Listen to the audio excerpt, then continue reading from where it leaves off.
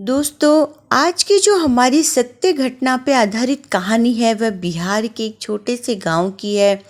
एक भिखारन जो घर घर जाके भीख मांगती है, लेकिन एक दरवाजे पर वह भीख मांगने जाती है तो उसके साथ ऐसा क्या बड़ा बदलाव होता है जो उसके जीवन को ही बदल देता है। तो दोस्तों, जो कहानी है वो बड़ी ही इंटरेस्टिंग और रुचिकर कहानी है। तो इस कहानी को आप पूरा सुनिएगा, आपको बहुत ही मज़ा आने वाला है और बहुत दिल को छू लेने वाली कहानी है। तो चलिए दोस्तों, आज की जो हमारी बिहार की ये सत्य घटना पर आधारित कहानी है उसको शुरू करते हैं। नमस्कार दोस्तों, आज की जो हमारी सच्ची घटना है बिहार की एक छोटे से गांव की है। एक भिखारन जो आती है, एक दरवाजे को बजाती है भीख मांगने के लिए, लेकिन बाहर कोई नहीं निकलता। वो फिर से आवाज़ लगाती है लेकिन कोई नहीं सुनता। इस वजह से वह पलट के जाने लगती है। तभी अचानक पीछे से आवाज़ आती है, रुको मैं बाथरूम में था इसलिए सुनाई नहीं दे रहा था। फिर वापस वो पलटती है तो देखती है एक जो व्यक्ति है वो खड़ा रहता है, जिसका नाम कमल होता है। कमल जो है 32 साल का होता है। जब वह पास में आती है तो बोलती है कि मैं 2-3 दिन से भूखी हूँ, तो आप मुझे कुछ खाने को दे दीजिए। तो कमल उसे ध्यान से देखता है, बोलता है कि मैंने तुम्हें शायद कहीं देखा है। तो वो नंदिनी जो भिखारन होती है, जिसका नाम नंदिनी होता है, बोलती है कि आपने मुझे कहाँ देखा होगा, कहीं ना कहीं भीख मांगते हुए ही देखा होगा। तो बोलता है कि नहीं, तुम शायद, मुझे लगता है शीला की सहेली हो ना। तो फिर वो चौंक जाती है, बोलती है कि आप कौन हो, मुझे कैसे पहचानते हो। हाँ, मैं शीला की ही सहेली हूँ। तब वो बोलता है कि मैं शीला का पति हूँ, तुमने पहचाना नहीं। तो वो उसे ध्यान से देखती है, बोलती है शीला का पति तो एकदम पतला दुबला सा था, आप तो हष्ट-पुष्ट दिख रहे हैं। तो उसने बताया कि नहीं, पहले मैं पतला था लेकिन बाद में शादी के बाद धीरे धीरे चेंजेस आए बॉडी में और मैं थोड़ा मोटा हो गया था, मतलब मेरे शरीर में फ़र्क आ गया है। तो वो बोलती है अच्छा, जब भी आप पहचान में नहीं आ रहे हो तो बोलती है शीला कहाँ है, उसको बुलाइए, उससे मिल लेती हूँ। तब वो बोलता है दुखी होके कि शीला तो पता नहीं किससे प्यार व्यार करती थी, तो उसके साथ में वह भग गई है, घर छोड़ के चली गई है, मुझे भी छोड़ दी है। अब मैं अकेला ही रहता हूँ और उसने मुझे तलाक भी दे दिया है। तब नंदिनी को बड़ा आश्चर्य होता है, दुख भी होता है। तो बोलता है कि अभी इस घर में मैं रहता हूँ, मेरा एक छोटा भाई है, वो साथ में रहता है, हम 2 जन ही रहते हैं। लेकिन फिर बाद में वह उससे पूछता है कि तुम क्यों इधर उधर भीख मांग रही हो, तुम्हारी तो शादी हो गई थी ना, मैंने शीला से सुना था। तब वो बताती है कि नहीं, मेरे साथ भी ट्रेजेडी हुई है। मैं क्या बताऊँ आपको, मेरी शादी हुई थी लेकिन जो मेरा पति था वो मुझे अच्छा नहीं मिला, मारता पीटता था और अंत में जाके उसने मुझे घर से निकाल दिया। एक बार तो मेरे पति ने मेरा सौदा भी कर दिया था, तो मैं बहुत ज़्यादा उससे परेशान हो गई। जैसे तैसे मैंने अपने आप को बचाया था, तो मैं खुद भी अपने पति से बहुत परेशान थी। अंत में जाके उसने भी मुझे निकाल दिया था। तो मैं अपने घर आ गई। घर पे भी पापा मम्मी थे, जब तक तो सब ठीक चल रहा था।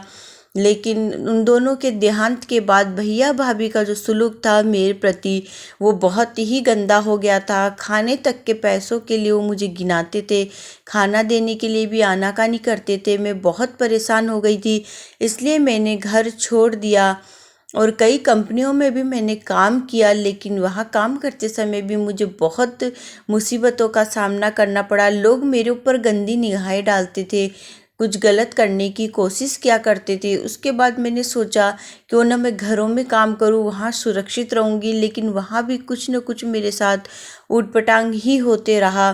तो मैं परेशान हो गई। अंत में जाके मैंने फिर भीख मांगने का सोचा, तो मैं भीख ही मांगती हूँ। कम से कम भिखारिन की स्थिति में देखकर कोई मेरे प्रति गलत करने का तो नहीं सोचेगा, इसलिए मैं भिखारिन ही बन गई। बहुत ज़्यादा परेशान हो गई थी मैं इन मुसीबतों को झेलते झेलते, तो मेरे पास कोई रास्ता ही नहीं बचा। तो मैंने सोचा कि चलो अब भिखारिन बन के ही ज़िंदगी गुजारी जाए, भगवान को शायद यही मंजूर है।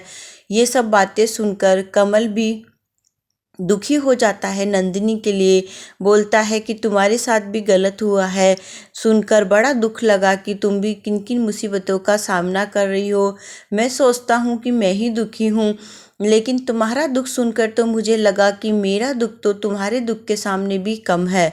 तो वो कमल कुछ देर सोचकर उसको नंदिनी को बोलता है कि तुम एक काम कर सकती हो कि मेरे घर में कोई भी महिला नहीं है जो घर की सार संभाल कर सके। तुम इस घर में रह लो, तुम्हें मैं खाना और कपड़ा सब दूंगा, अच्छे से रखूंगा, और बदले में तुम मेरे घर का काम कर दिया करना। तुम्हें यहाँ कोई चीज़ की परेशानी नहीं होगी, और न ही तुम्हें भीख मांगकर इस प्रकार से अपनी ज़िंदगी गुजारनी पड़ेगी। तुम यहाँ बहुत सुरक्षित रहोगी, तुम्हें चिंता करने की ज़रूरत नहीं है।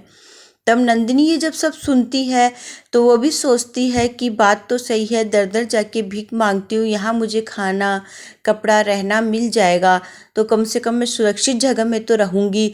ये सोचकर नंदिनी भी तैयार हो जाती है। उसके बाद कमल जो है उसका कटोरा जो रहता है भीख का उठा के फेंक देता है और उसे हाथ पकड़ के अंदर ले आता है। घर की स्थिति को देखकर नंदिनी चौंक जाती है, क्योंकि घर जो था पूरा अस्त व्यस्त हो रखा था। नंदिनी अपनी कमर कस के बोलती है कि एक काम करिए, आप ऊपर जाइए छत पे और मुझे सफाई करने दीजिए। इस घर की बहुत ज़्यादा गंदा है, मैं अभी कुछ ही घंटों में इस घर को एकदम साफ कर दूंगी। तब फिर वो झाड़ू उठाती है और सफाई करने लग जाती है। कमल छत पे चले जाता है टहलने। उसके बाद वो लग जाती है काम पे। तभी अचानक उसका भाई आ जाता है और बोलता है कि तुम कौन हो। वह उसे गलत समझ लेता है और घर से निकालने लगता है, लेकिन तभी कमल आवाज़ देता है छत से, रुको रुको करके, और नीचे आकर उसे पूरी बात बताता है कि ये भीख मांग रही थी और हमारे घर में भी कोई नहीं था काम करने के लिए, तो हम दोनों ने सोचा कि दोनों की ही मदद हो जाएगी, इसे भी खाना कपड़ा रहना मिल जाएगा और हमारे घर का भी काम हो जाएगा, क्योंकि तुम्हारी भाभी तो कब का छोड़ के जा चुकी है। फिर इसलिए मैंने सोचा कि इसे क्यों ना इसे ही रख लिया जाए, क्योंकि ये मुझसे पहले मिल चुकी है, ये तुम्हारी भाभी की ही सहेली थी। कभी कभी जब मैं जाता था तुम्हारी भाभी को अपने मायके छोड़ने तो ये बातें किया करती थी, तो मैं उसे जानता हूँ। तो फिर उसका छोटा भाई बोलता है कि इस तरीके से भैया आप इनको घर में रखेंगे तो गांव के लोग हमारे ऊपर उंगली उठाएंगे और हमें कुछ ना कुछ उटपटांग बोलेंगे। तो फिर वो उसका भैया बोलता है कि तुम बात तो ठीक कह रहे हो, तो एक काम करो, तुम प्रधान को घर में बुलाओ, फिर हम कोई रास्ता उनसे पूछते हैं। फिर प्रधान को घर में बुलाया जाता है, उन्हें पूरी बात बताई जाती है। तो प्रधान भी इस नतीजे पे पहुंचता है कि तुम्हें इसे घर में रखना है तो तुम ऐसा करो, इस लड़की से शादी ही क्यों ना कर लो। तब फिर दोनों भाई भी सहमत हो जाते हैं, बोलते हैं कि बात तो ठीक है, इससे शादी ही कर ली जाए तो ठीक रहेगा और फिर कोई लोग उंगली भी नहीं उठाएंगे। तो मंदिर में जाके शादी कर लेते हैं। इसके बाद जो नंदिनी है वह खुशीपूर्ण जीवन व्यतीत करने लगती है। एक दिन उसको ऐसे ही धीरे धीरे समय निकलता है और एक दिन वो सुंदर से बेटे को भी जन्म देती है। तो घर में बहुत ही खुशहाल माहौल बन जाता है।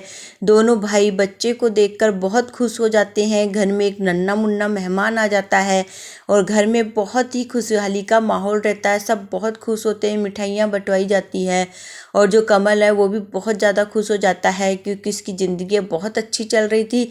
इधर नंदिनी की भी ज़िंदगी बहुत अच्छी चल रही थी। एक दिन नंदिनी कमल को बोलती है कि तुम तैयार हो रहना, एक दिन मैं तुम्हें कहीं लेके जाऊंगी।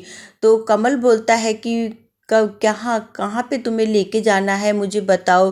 बोलती है एक दिन समय निकालना। तो वो बोलता है कि ठीक है, तुम्हारे लिए समय ही समय है, कब जाना है मुझे बता देना। तो एक दिन का दिन डिसाइड होता है। कमल और उसकी बीवी और उसका बच्चा तीनों मिलकर निकल पड़ते हैं।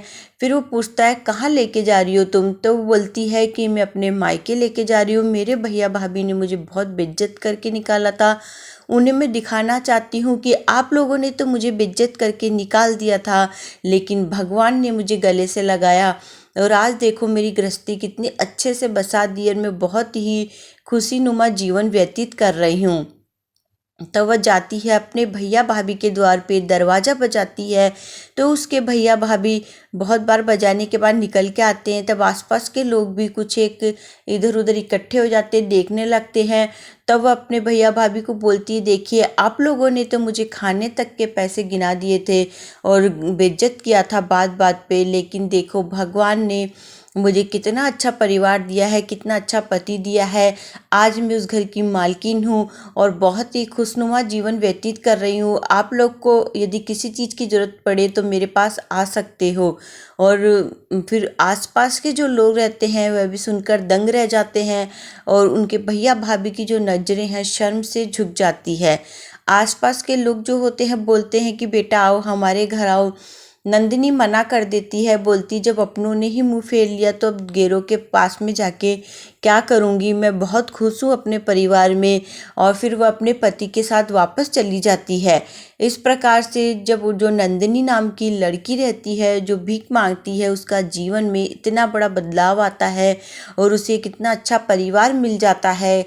दोस्तों कुछ कुछ लोग बहुत अच्छे होते हैं दुनिया में, लेकिन कुछ मजबूरियाँ ऐसी फंस जाती है जो उन्हें ऐसा काम करना पड़ जाता है जैसे नंदिनी के साथ फंसी थी, लेकिन भगवान ने उसकी सुनी और उसको एक अच्छा जीवन साथी दिया जिससे कि उसका जीवन अच्छे से चल भी रहा है और वो घर को भी बहुत अच्छे से संभाल रही है।